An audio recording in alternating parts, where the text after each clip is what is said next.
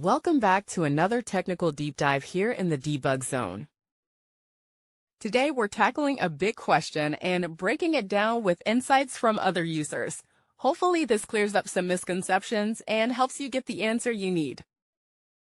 So buckle up, stay a little curious, and let's jump right in.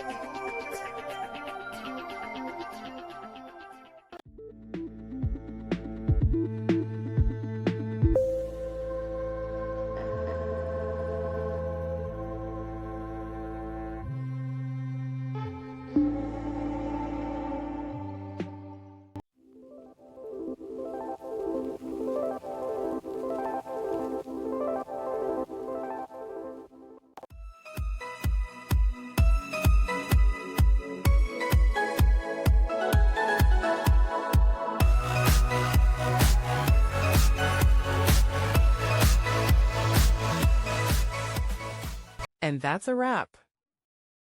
I hope you found the answer you were looking for. If you did, take a second to hit that subscribe button. It really helps out. And let me know in the comments which solution worked best for you.